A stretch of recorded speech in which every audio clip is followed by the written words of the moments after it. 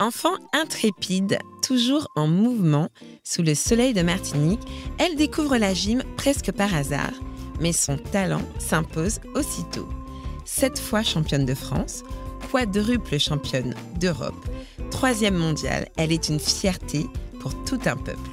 Mais derrière la championne, il y a aussi les sacrifices et parfois même la dépression.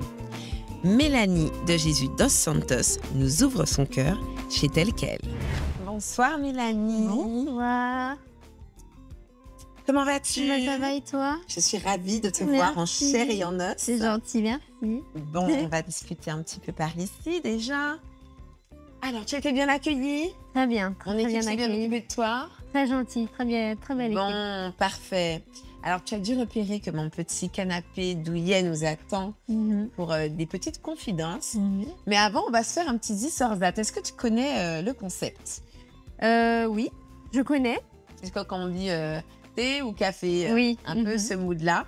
Alors, je t'en ai fait un petit express, histoire qu'on se mette un peu dans l'ambiance. Et on va commencer par plage ou champ de Cannes? Plage. Plage. Plage. Pas envie d'aller chercher des serpents dans les champs de Cannes? Ça m'a tellement coupé les bras que plage, j'ai été traumatisée. Très bien. Escalade ou spa? Ah, j'ai grandi maintenant, donc on va dire spa. Spa, ok. Spa. Escalader les montagnes, ça c'est à l'ancienne. Rester coincé en haut, on a fini avec ça, très bien. Fini. Mode ou sport? Parce que je sais pas, on a grandi peut-être encore. Ah, c'est dur. Ah, c'est dur, hein? C'est dur parce que j'adore les deux, mais on va dire sport. Ah, je crois que t'aimes bien les deux, Joker, Ah Karine. bah Joker, on peut dire Joker, Joker.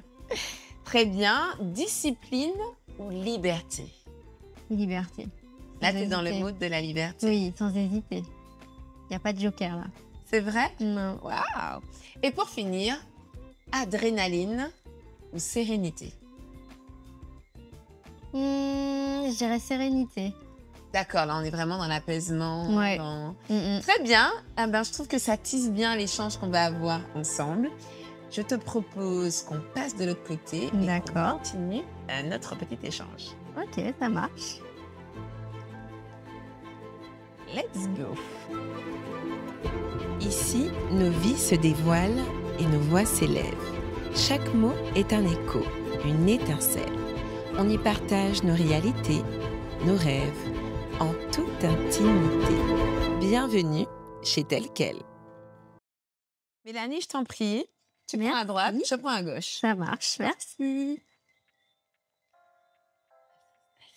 Confortable ce canapé. On va se mettre d'ailleurs à l'aise. On va retirer nos chaussures. Oui. Eh oui. Alors, Mélanie, pour débuter, comme tu le sais, l'émission Tel Quel, j'espère que tu le sais, parce que je sais que tu regardes l'émission. Je regarde l'émission. Tu connais donc le petit rituel de démarrage. Oui. Et on commence par quoi, Mélanie? Alors, j'ai pas envie de dire de bêtises, mais est-ce que... En général, les invités sont censés ramener quelque chose. Oui. Et on commence par l'objet mystère. Eh bien, j'ai ramené mon objet mystère. Bon, alors qu'est-ce que c'est? On se moque pas de mon bout de bois.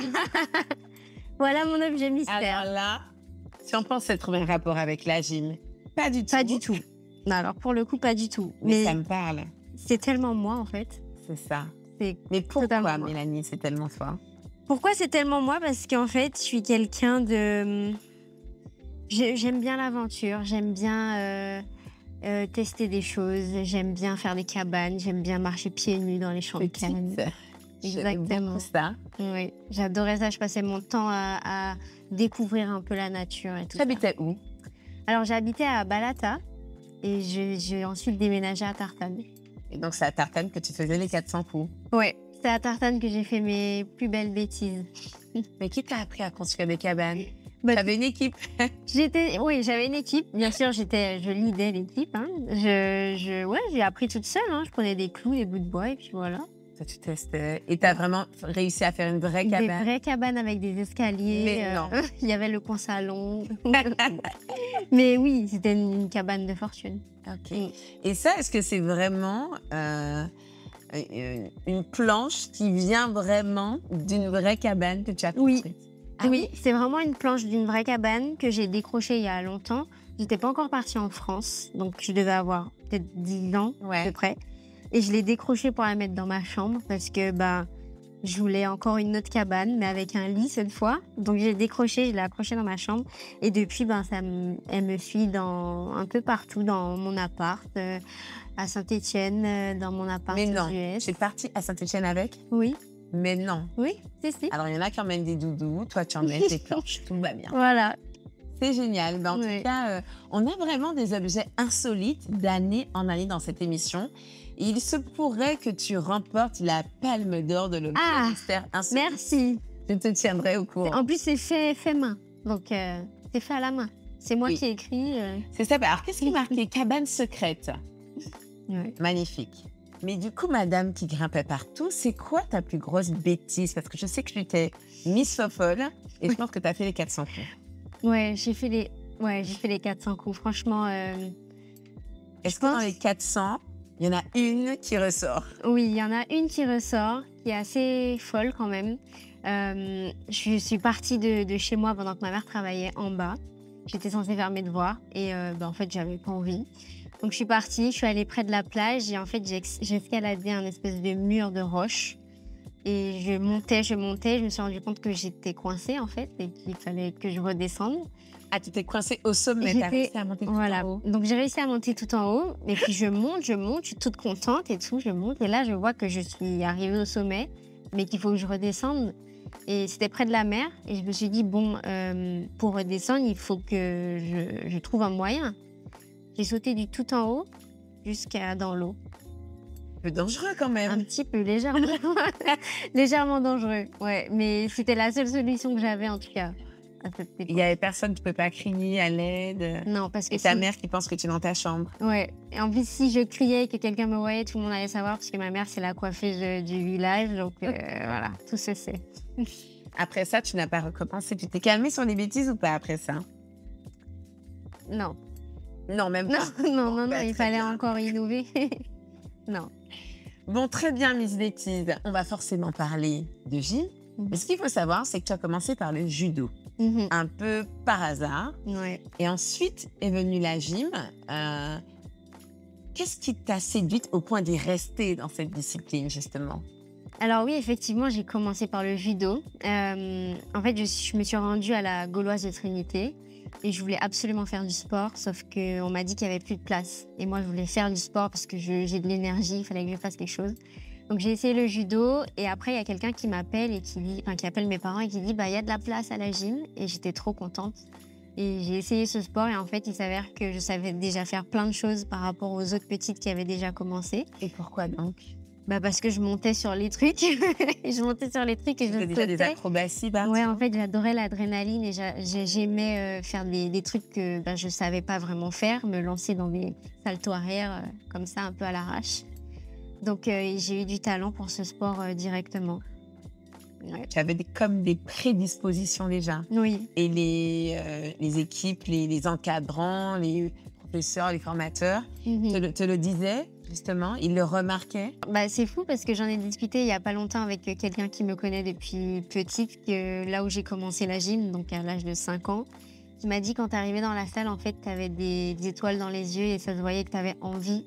Et normalement, il n'y avait plus de place dans le club. Et elle m'a dit, c'est bon, tu peux. On prend une dernière petite et Waouh. choisis-moi. Waouh, magnifique, Ouais. magnifique. Et puis, on connaît la suite. Donc, justement, tu vas partir jeune à 12 ans pour te professionnaliser. Donc, c'était à Saint-Étienne, c'est Oui, ça? c'est ça. Loin de la Martinique, Oui. loin de tes parents, à 12 ans. C'est quand même très jeune. Mm. Comment est-ce que tu as vécu ce que je vais appeler ce déracinement? Et puis, tu étais en famille d'accueil hein, là-bas. Ouais, effectivement, je suis partie à 12 ans. Et alors, pour le coup, je ne ressentais pas ce déracinement. Je partais vraiment, ouais, je pars en France, je vais prendre l'avion, trop bien, je vais voir la neige et tout. Je vais faire les magasins. Donc, je partais vraiment à l'aventure. Et c'est en grandissant que je me suis dit, je suis partie jeune de chez moi, j'ai pas mes parents, j'ai pas ma famille, j'ai pas mes amis. Et en fait, c'est en grandissant que tu sens que c'est dur. Ouais, mais j'étais partie pour la gym, donc c'était incroyable. Et comment ça s'est passé Adaptation en famille d'accueil pour toi à cet âge-là? Alors, l'adaptation s'est bien passée. Je suis tombée sur une famille d'accueil très gentille, très généreuse. Je suis arrivée toute seule au début, donc c'était compliqué parce que moi, je pensais qu'être en famille d'accueil, c'était avec plein de filles et tout. Donc, au début, c'était compliqué. Mais ma deuxième famille d'accueil a été vraiment géniale. C'est celle qui m'a vraiment aidée à avancer dans la gym et à un peu oublier le mal du pays que j'avais. Ouais, donc ça s'est très, très bien Très bien passé. passé. Mm. Il y avait effectivement dans ta deuxième famille d'accueil Ouais. un peu ce qu'on pourrait appeler presque une cousinade, quoi. C'est-à-dire C'était que ça, ouais, clairement ça. C'était clairement ça. On était beaucoup dans la famille d'accueil. On était 3 gymnastes. Il y avait parce que toi, déjà tu es fille unique de base. fille unique. Je suis Donc fille ça, tu unique, connais ouais. pas ça, cette ambiance à la maison. Non, du tout. Donc moi, pour moi, c'était c'était les vacances, quoi. J'étais trop contente. J'avais pas l'impression qu'on avait école le lendemain. Enfin, c'était vraiment les vacances toute l'année. Mm. Alors, ça en est passé du coup pas mal de choses pendant ces années. Et puis très vite, les titres vont arriver. Mm. Aujourd'hui, je prends mes notes, tu es 7 fois championne de France, 4 fois championne d'Europe, 3e mondiale. Mm. C'est un sacré palmarès, on va y revenir. Mais qu'est-ce que tu as ressenti quand tu as eu ton premier titre? Quelles ont été tes premières pensées?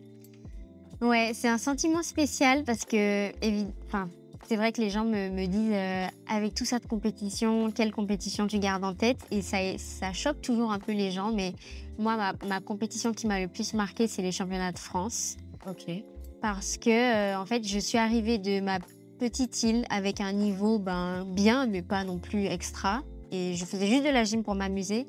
Et de voir que j'arrive en France et que bim, championne de France, je me suis dit, ouais, c'est génial. Et en fait, c'est ça qui m'a donné envie de gagner encore plus. Ok. Mais selon toi, justement, tu dis que tu arrives avec un niveau, selon toi, assez basique. En plus, tu as fait les prémices de la gym sur les plages de Tartane à faire des acrobaties, etc. Selon toi, quand même, qu'est-ce qui fait la différence avec d'autres jeunes filles qui se seraient énormément entraînées, qui auraient eu un cursus déjà peut-être un peu plus professionnel très tôt? Qu'est-ce qui a fait la différence selon toi? Est-ce que tu te mettais moins la pression peut-être qu'elle au départ, qui fait que c'était peut-être plus léger pour toi? Ouais. Je pense que je suis quelqu'un qui... Je réfléchis pas trop. Enfin, en tout cas à l'époque, je réfléchissais pas. Je voulais juste faire. Et je faisais au jour le jour. Enfin, j'avais pas d'objectif. Donc, j'allais vraiment à l'entraînement parce que je voulais apprendre de nouvelles choses. Et en fait, j'y allais tellement tout le temps avec l'envie que je progressais et que du coup, j'ai commencé à évoluer. Mais je me suis pas dit, OK, je vais en France pour faire telle compétition et être la meilleure. Donc, c'est pour ça qu'il n'y a pas eu de pression et que du coup, c'est un peu mon style, ma façon de m'entraîner qui m'a amenée aussi haut et aussi loin, je pense.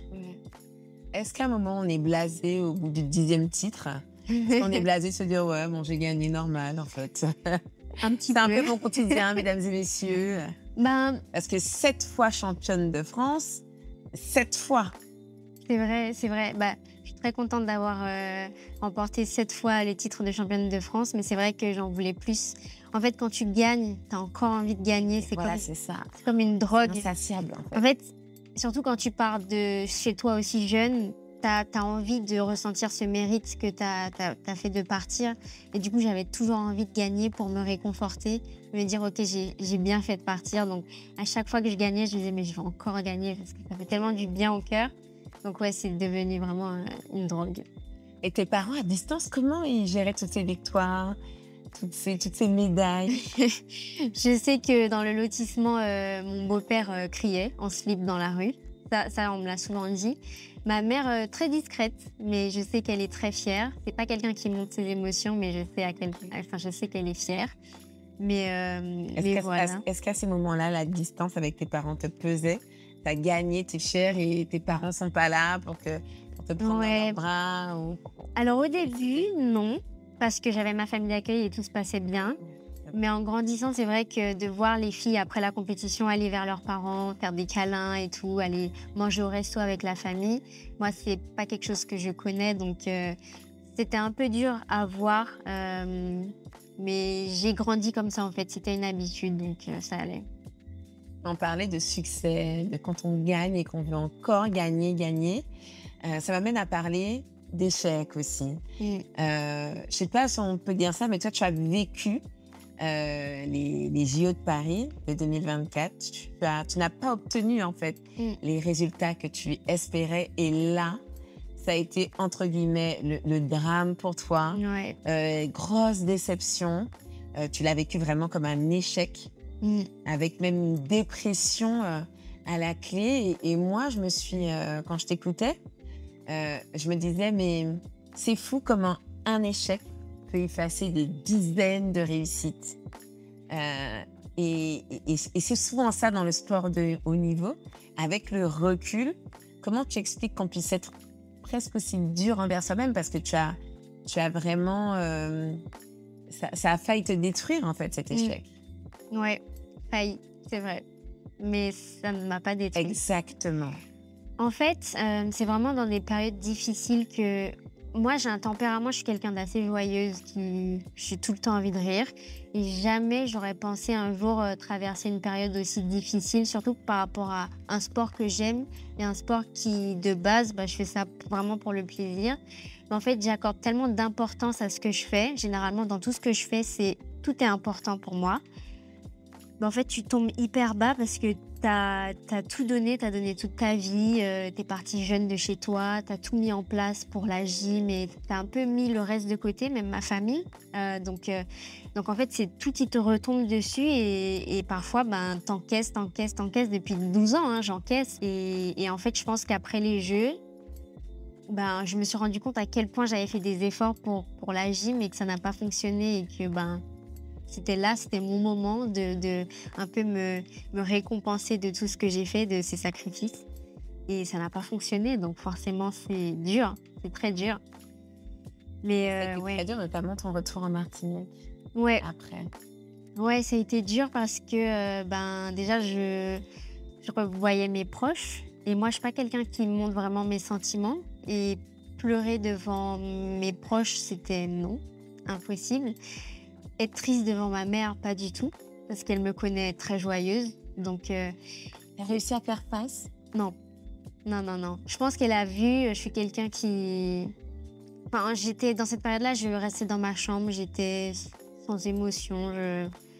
Je restais toute la journée à la maison. Donc, Ouais, tu disais que tu n'arrivais pas à sortir non. de chez toi. Non, j'arrivais pas à sortir parce que j'avais aucune envie. Il n'y avait rien qui m'attirait. Juste manger, c'était chiant. C'est vrai. Ouais, aller à la plage, j'habite en face de la mer, mais même pas, ça me donnait pas envie en fait. J'avais juste besoin de rien faire En fait, j'avais les images de ma compétition qui tournaient en boucle dans ma tête et impossible de me détacher de ça.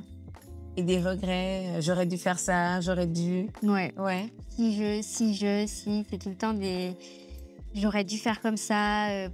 Et en fait, tu remets toute ta carrière en question et tu te dis, en fait, j'ai tout loupé dans ma carrière, alors que c'est faux. Totalement faux. C'est totalement faux. Ouais. Et c'est quoi les premiers pas? Parce que ça arrive souvent aux sportifs et même des très jeunes. Cette notion de compétition, en fait, fait beaucoup de malheureux parce que vous avez un gagnant et des perdants la plupart du temps. Ouais. Et c'est vrai que je pense que c'est important de parler de ça. Parce qu'il y a, j'espère, des jeunes enfants qui regarderont aussi et qui ont besoin aussi d'entendre que c'est pas une fin en soi, que il y a des succès, il y a des échecs, mais les échecs aussi sont formateurs, sont riches pour pouvoir aller aussi décrocher ses rêves par la suite. Toi, ça a été quoi, en fait, la porte de sortie de cette dépression? Est-ce qu'il y a eu un déclic ou quelque chose où tu t'es dit stop? Parce que ça a duré quand même quelques mois. Ouais, ça a duré... Je sais même pas combien de temps ça a duré, mais longtemps. En fait, ce qui m'a aidée, c'est le fait d'être chez moi, parce que j'ai jamais vraiment été aussi longtemps chez moi. C'est des petits trucs bêtes, hein. Par exemple, ma mère qui se réveille, qui met la radio à fond. Le chant des oiseaux, tu ouvres la porte et tu vois, j'ai la vue sur le champ de Cannes. Et je me dis, mais qu'est-ce que je fais dans ma chambre? Genre, il y a de la vie dans la maison, le repas qui sent bon, Les proches qui viennent à la maison, je les entends parler, mais je suis dans ma chambre. Je dis, mais en fait, pendant ma carrière, j'avais l'impression d'avoir perdu du temps parce que j'ai pas vu mes proches vieillir, mes petites cousines grandir. Et en fait, c'est à ce moment-là que je me suis dit, mais en fait, maintenant, tu es chez toi, tu as le temps de rattraper tout ce temps perdu. Je mets des guillemets parce que c'est pas du temps perdu, mais sors en fait. Enfin, essaye de rattraper ces moments-là. Donc, tout simplement. c'est ça. Ouais, Et c'est ce que tu as fait. c'est ce que j'ai fait. Voilà. Mm. Et maintenant, c'est cette Mélanie bronzée et lumineuse. Merci. Pas encore, il faut que je bronze encore un petit peu. On a des traces de bronzage. On sent que Ça, tu as faut pas. profité un peu. Fallait pas dire ça. Mais bon, Non, mais ça prouve que tu es sortie de ta chambre. j'ai bien profité. Oui, franchement, ça m'a fait tellement du bien de passer du temps avec mes amis, de profiter de mes vacances sans me dire j'ai un avion à prendre, il faut que je me remette en forme, il faut que je reprenne l'entraînement, il faut que je fasse du sport. En fait, juste je sortais, je revenais à l'heure que je voulais. Je ne veux pas dire qu'il n'y avait pas d'hygiène de vie, mais je faisais un petit peu abstraction de tout ça. Bon, je vais te taquiner un peu. Ouais. Les JO de Los Angeles en 2028. On laisse la porte ouverte Oui. ou il y a un choix qui est déjà catégorique. Non, on laisse la porte ouverte, mais je veux pas me mettre la pression parce que c'est aussi par rapport à ça que je suis passée à côté de plein de choses. Mais il faut pas fermer les portes. Il faut voir où ça nous mène. Il faut tester. Là, pour l'instant, je veux juste voir comment ça se passe la gym ici, comment je reprends. Et puis voilà, on verra par la suite. Alors justement, tu me tends la perche. Tu es revenu avec quand même une ambition de t'investir, de développer en tout cas la gym et le sport tout simplement en Martinique. Mais déjà, quel constat tu fais et quelles sont tes ambitions à toi par rapport à ça? Rêvons. Alors, mon constat, c'est que je vois des jeunes motivés, pas que dans le sport d'ailleurs, qui ont envie d'innover, d'entreprendre, de créer. Je vois des jeunes qui ont vraiment des idées. Tu te dis, mais où ils vont chercher ces idées-là? Mais c'est vrai. Un peuple créatif. Voilà, c'est ça. Et c'est tellement beau à voir. Il n'y a pas longtemps, j'ai organisé une rencontre à Trinité. Parce que, en fait, ces gens-là me soutiennent depuis des années. Et en fait, j'ai jamais vraiment eu l'occasion de les rencontrer. Donc, je me suis dit, je vais organiser une rencontre, signature, dédicace, photo, vente de juste au corps. Pour échanger avec les gens, les rencontrer et puis écouter aussi, entendre ce dont ils ont besoin. Et moi, leur dire, ben voilà, j'aimerais apporter ça au sport martiniquais, à la gym martiniquaise et puis créer des liens pour la suite. Ouais. Et ça t'a fait quoi de rencontrer ce public Ça m'a fait énormément bien. D'échanger, même eux. Ouais, et de voir les petites avec des étoiles dans les yeux et de dire, j'aimerais être comme toi. Je suis sûre qu'elles seront mieux que moi, meilleures que moi. En tout cas, c'est tout ce que je leur souhaite. Et voilà, de voir à quel point le sport, ça crée des amitiés. En fait, le sport, c'est magique pour plein de choses. Et de voir ça chez des jeunes, c'est trop beau parce qu'on aurait dit moi quand j'étais petite. Donc, ouais, c'était hyper beau à voir. Tu les regardes, tu te vois un peu. C'est la Mélanie d'il y a quelques années déjà. Ouais. Avec la même flamme, la même étincelle qui transparaît. On a un bon niveau ici. Alors, si on parle que de gym, par exemple. Oui, il y a vraiment des petites qui ont un bon niveau. Après, je pense que pendant longtemps, on a eu un problème de salle, d'infrastructure. Mais maintenant, on a la chance d'avoir une très belle salle. Donc, je pense que ça va donner un petit peu de fraîcheur à la gym. Mais oui, je sais qu'il y a de bons niveaux ici. Filles, garçons. Parce qu'il n'y a pas que les filles qui font de la gym. Les garçons C'est ça. aussi. Exactement. Et ils sont talentueux, d'ailleurs. Ils sont J'en connais quelques-uns. Si jamais j'enlève le sport, la gym, les médailles, les titres, tout ça, qui est Mélanie? De quoi rêve-t-elle aujourd'hui? Alors, c'est une question qui est difficile pour moi parce que, en fait, j'ai tellement fait de la gym toute ma vie que c'est pour ça aussi que j'ai pris du temps à m'en remettre. C'est que je me suis dit, mais je suis qui, moi, maintenant? Tu t'es posé la question? Oui, clairement. Je me suis dit, j'ai pas d'entraînement aujourd'hui, j'ai pas de compétition dans la saison, je fais quoi? Je suis qui? Et en fait, finalement, ça m'est revenu comme ça. Je suis juste quelqu'un qui a eu la chance de naître sur une très belle île et qui a tellement de choses à faire. Et en fait, il faut que je redécouvre mon pays. Donc, je suis une fille qui aime explorer, qui aime découvrir, qui aime rencontrer les gens, qui aime rire, qui aime faire la fête. Quelqu'un d'assez simple, je pense. De manière plus intime, tu as quel âge aujourd'hui? 25 J'ai ans. 25 ans. Voilà, de manière plus intime, est-ce que tu rêves d'autre chose? Oui. On me voit arriver avec mes gros sabots là, un peu. Là, Je vois où tu veux en venir. Mais oui, il n'y a pas que la gym dans ma vie.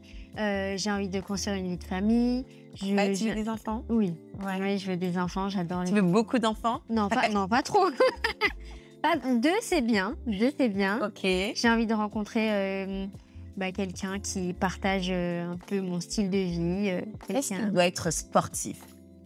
Pas sportif, mais qui aime le sport, qui s'intéresse au moins au sport. Ouais. Ce serait bien. Ou sinon, je vais lui dire, mets-toi au sport, hein, voilà. Il faut l'éduquer.